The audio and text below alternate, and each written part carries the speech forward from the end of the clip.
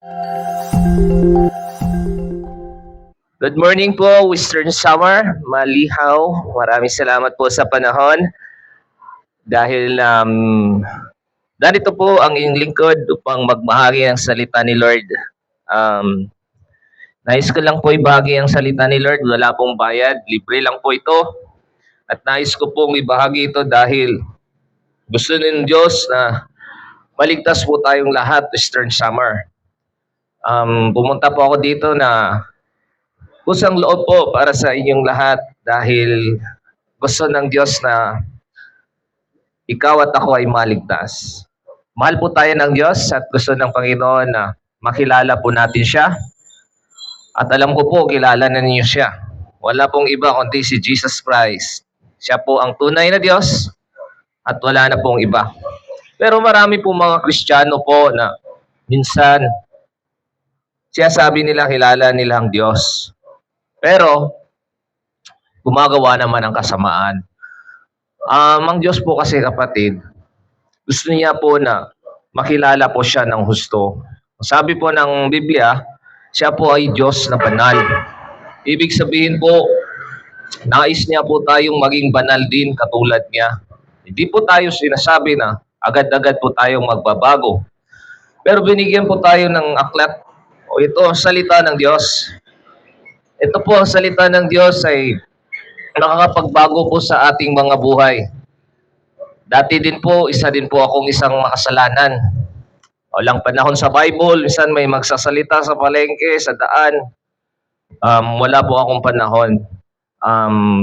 Dati din, ang ganan ng buhay ko po. Hindi ko binibigyan ng halaga ang salita ng Diyos. Ngunit, nung dumating ang panahon po na binuksan ko ang salita ng Diyos, doon ko po nakilala ang gusto ang Diyos na may mga bagay pala na dapat baguhin po natin sa ating buhay. Yan po ay nakasulat po sa aklat ng Biblia. Hindi po sinungaling ang Diyos, sa katunayan po siya po ay tapat na Diyos at totoo. Nais niya pong basahin ang kanyang salita o utos na nasusulat sa Bible. At gusto niya pong makilala po siya ng husto. At hindi ko po inuhusgahan po kayo na hindi ninyo kilala si Lord. Alam ko kilala ninyo ang Diyos. Pero dumating po ako dito na mas magbigay po ng enlightenment, magbigay po ng mas lalo pang maunawaan po natin ang kanyang katangian, gusto at ayaw. Kasi darating po ang panahon na tayong lahat dito sa lupa ay hatulan ng Diyos ayon sa ating ginawa. Alam niyo po, tayong lahat po dito sa lupa ay minsan lamang mamatay. At tapos ay ang paghukom ng Diyos, ang hatol ng Diyos. Binigyan po tayo ng Panginoon ng maraming pagkakataon po na magsisi, magbago sa ating buhay. Ngunit wala po tayong panahon sa Kanya. Sa katunayan po, Lunes, ibinigay ng Diyos po sa atin, Lunes, Tuesday, Wednesday, Thursday, Friday, Saturday, Sunday, kahit isang oras na lamang, kahit isang minuto na lamang, kahit isang panahon na lamang ng pagbasa ng Bible niya, salita niya o manalangin, walang-wala tayong panahon sa Kanya. Amen po ba? Totoo po yan, kapatid, dahil minsan, na-busy na po tayo dito sa lupa. Pero sa totoo po, kung isipin nyo lamang po, ang Panginoon nagbigay po sa atin ng araw upang tumubo ang mga pananim. Binigyan po tayo ng ulan para po mamunga ang mga halaman. Binigyan po tayo ng isda ng Diyos para tayo ay mamalengke at ulamin ng mga isda. Lahat ng mga hayop, siya po ang may bigay po niyan. So dapat po natin bigyan po ng halaga ang Diyos po sa ating mga buhay. Siya po ang tunay na Diyos na nagbibigay po sa atin ng buhay. Kaya't kapatid, kaya din niya po tayong kunan ng buhay. Kung siya ang nagbigay, siya din ang babawi sa ating mga buhay. Kapatid, di ko kayo tinatakot, basta tayong lahat po kapatid ay minsan lamang mamatay at tapos diyan ay paghuhukom ng Diyos. Minsan di po natin naalala na tayong lahat kapatid ay ilalagay pa rin sa kabaong pagdating ng panahon. Sisilipin tayo ng ating mga mahal sa buhay, mama man, papa, kung nauna tayo. Yan po ang katotohanan. Reality. Death is no respecter. Whether you are rich, you are poor, basta may buhay ka kapatid, yan ang dadaanan mo, kamatayan.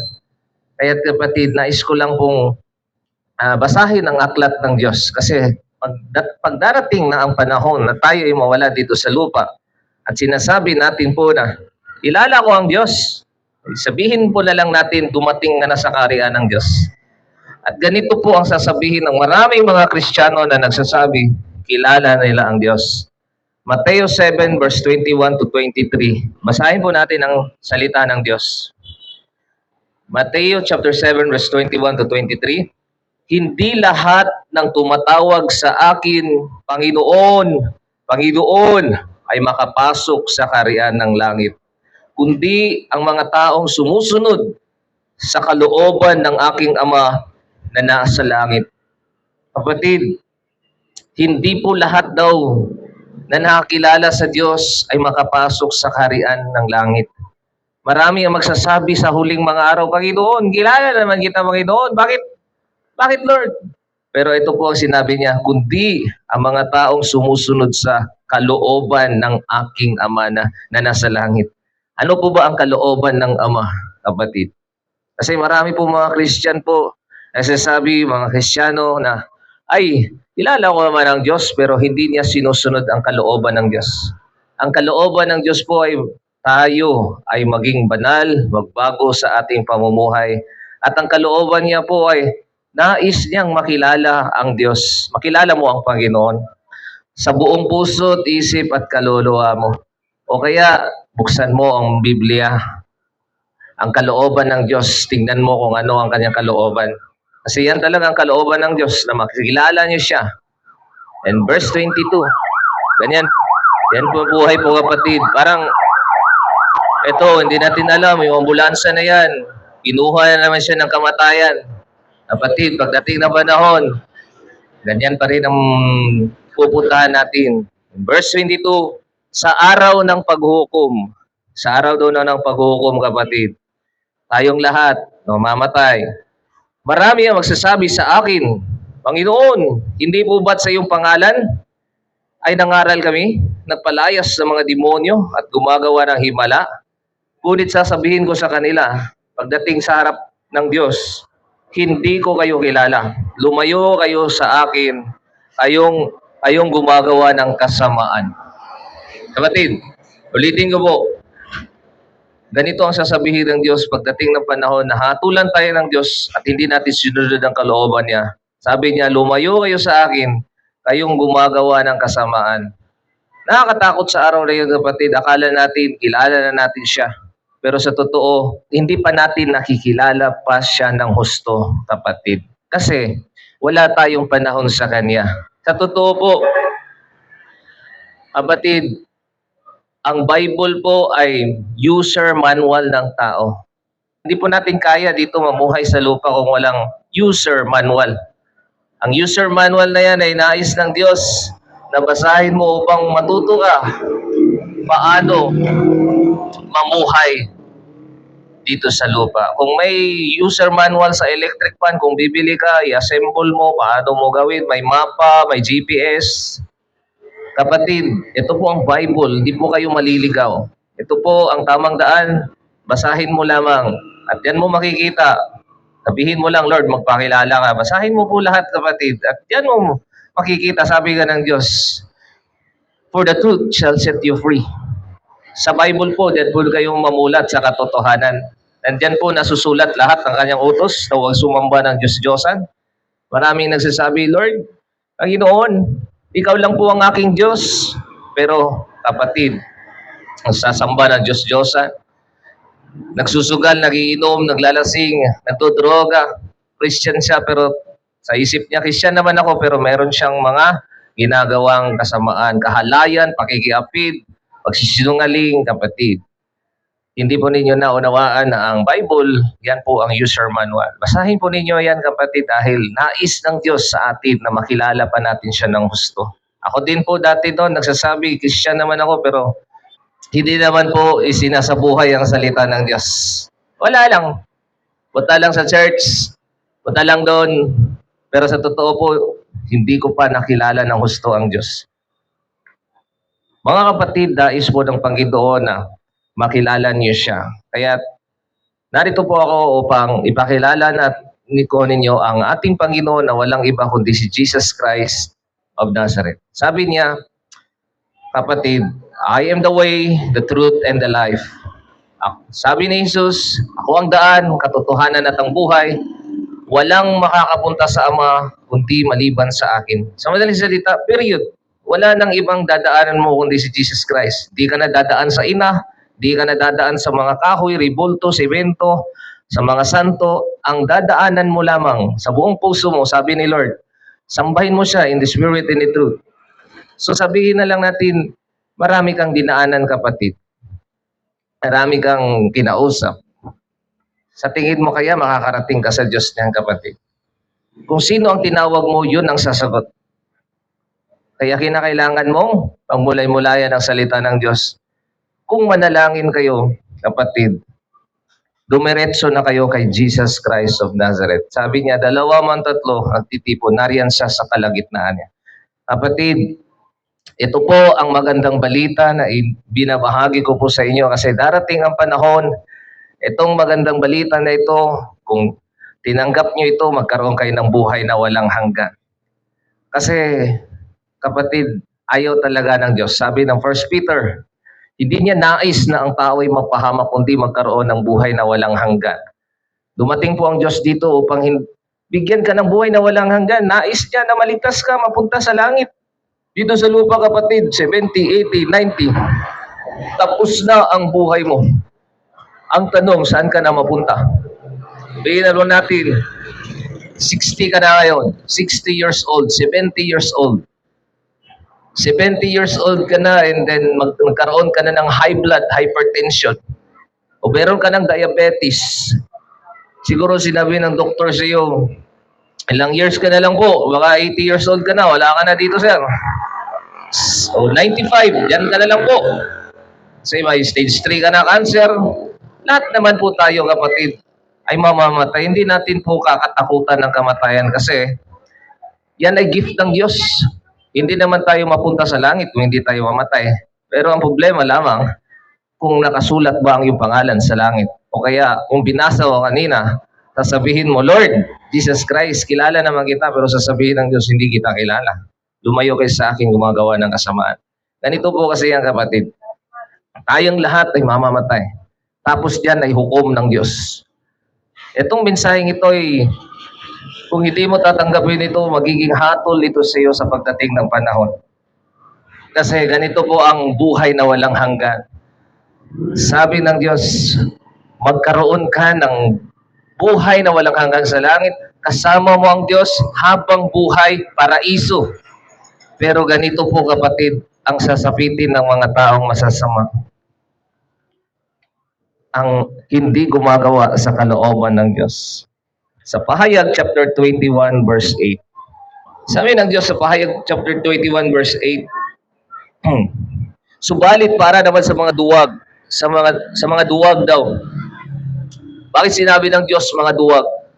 Alam niyo po, kapatid, marami kasi nagsasabi Christian pero hindi naman niya binabahagi ang salita ng Diyos. Naduduwag siya kasi natakot, nahihiya. Kapatid, yung Christian tayo, kung totoo tayong minamahal natin ng Diyos, ibabahagi natin ang salita ng Diyos buong Pilipinas, buong mundo. Yan po ang gusto ng Diyos. Hindi lang po sa salita lamang na mahal ko ang Diyos, kilala ko siya. Kapatid, parang mama mo yan, papa ang Diyos. Ikakahiya mo ba papa mo? Siya ang lumikha sa iyo, kapatid. Siya ang gumawa ng langit at lupa at ikakahiya mo.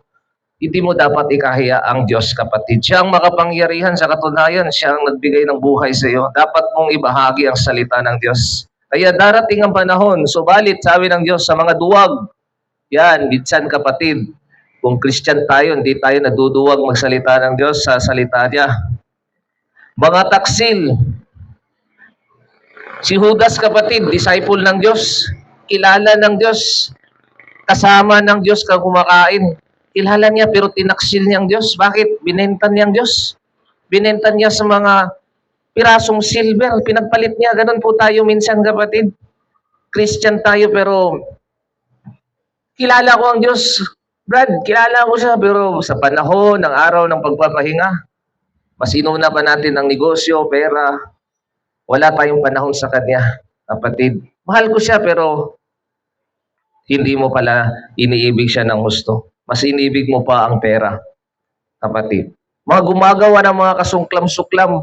Ano po yung mga kasuklam-suklam na bagay, kapatid? Yan po ay mga pagtalik sa lalaki at sa lalaki, sa babae at sa babae. Kasuklam-suklam na bagay yan, kapatid, kasi hindi po nilikha ng Diyos na tayo makipagtalik sa kapwa lalaki at kapwa babae. Sa panahon ng Sodoma, kapatid, sinunog ng Diyos yon dahil nakita niya na wala na pong mabuti na ginawa ng tao kundi magpakasama. Kasuklam-suklam na bagay yon sa Panginoon. Mga mamamatay tao, wala na talagang bahagi yan sa arian ng Diyos. Mamamatay tao, abortionist, at anak, pinalaglag, yan ay mamamatay tao. Nakikiapid, may asawa, tapos nangangaliwa, mga mangkukulam, nananawas, ditiwata, mga anting-antingan, mga sumasamba sa Diyos-Diyosan. Marami pong Diyos dito sa lupa, kapatid. Diyos ng kahoy, Diyos ng simento, Diyos ng araw, Diyos ng... Dati kasi noon, wala pang nakakilala sa tunay na Diyos. Pag nakita nila yung araw, sinamba po nila ang araw. Pag nakita nila ang bituin, sinamba nila ang bituin. Kaya nagsawa na ang Diyos dito sa lupa. Mismo siya na mismo bumaba dito sa lupa, nagkatawang tao. Pero anong ginawa? Hindi pa rin siya sinamba. Ang ginawa ng tao, gumawa ng baka, gumawa ng simento, gumawa ng kahoy, niyukuran. Nilalako ang Diyos-Diyosan diyan sa mga kanto at binenta. Binili mo ang pautang na Diyos-Diyosan, dilagay mo sa bahay para yukuran, manalangin na siya ang Diyos, mga kapatid. Ang Diyos po natin ay Espiritu. Hindi po siya nakikita pero may tinatawag na relationship ka sa Panginoon. Naniniwala ka na si Jesus Christ namatay, nilibing at sa pangatlong araw. Ang sabi ng Diyos, lahat ng mga sumasamba ng Diyos-Diyosan at lahat ng mga sinungaling, lahat po, maliit at malaki. Hindi po kahit maliit, nandito na kasi lahat ng sinungaling. Ang magiging bahagi nila sa lawa, nagliliyab na apoy at asopre. Ito ang pangalawang kamatayan. Kapatid, ito po ang hukom pagdating ng panahon sa buhay mo kung hindi mo ito pinaniwalaan. Pero ito ang magandang balita dito sa inyong lugar, Western Samar. Nais ng Diyos na maligtas po kayong lahat. At gusto niya po kayong makasama sa langit habang buhay. Napakagandang langit mo, kapatid. Yan po ay paraiso. Kung napunta na po kayo ng iba't ibang mga lugar sa Il Nido, Palawan, yan po ang pinaka mas maganda pang lugar doon sa langit. Gold, silver, lahat po doon makikita nyo po. Dito sa lupa, pansamantala lang po yan. Pagdating nyo doon, kapatid, napakaganda. Yan ay buhay na walang hanggan. Pero sabi nga ng Diyos, subalit sa mga taong gumagawa doon, sila mapunta sa dagat-dagatang apoy impyerno. Isipin nyo na lang po, kapatid, ang buhay na walang hanggan kung hindi po kayo nakakaunawa sa buhay na walang hanggan. Yan pong bus na sinakyan nyo po, papunta po yan siguro ng Matnog o Alin. Ilang buwan ba kaya yung oras makarating ka doon? Pagdating mo doon, napakalayo pa. Kumuha ka dito ng buhangin. Dalhin mo doon sa Alin, sa Matnog. Sakay ka dyan sa bus. Punta ka doon. Ihulog mo isang buhangin doon sa Matnog. Ilagay mo doon. Balik ka naman dito, sakay ng bus. Kuha ka naman ng buhangin. Sakay ka naman ng bus. Ubusin mo lahat ng buhangin po dito, kapatid. Isa-isahin mo. At kung maubos na lahat ng buhangin, ilagay mo doon sa lahat, kapatid, sa Matnog. Lahat ng buhangin kung naubos na, doon pa sa ibang mga lugar. Doon pa sa ibang lugar. Ubusin mo. Kailan pa kayo matatapos, kapatid? Piliin mo ba? Dito sa lupa, 80, 70, 90. Katapos yan, wala na. Ang piliin mo, kapatid, ay buhay na walang hanggan.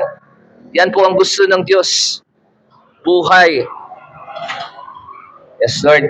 Buhay na walang hanggan. Nais niya na mapunta ka doon sa langit, hindi sa kapahamakan. Kaya't, kapatid, Tanggapin niyo si Lord Jesus Christ ngayon.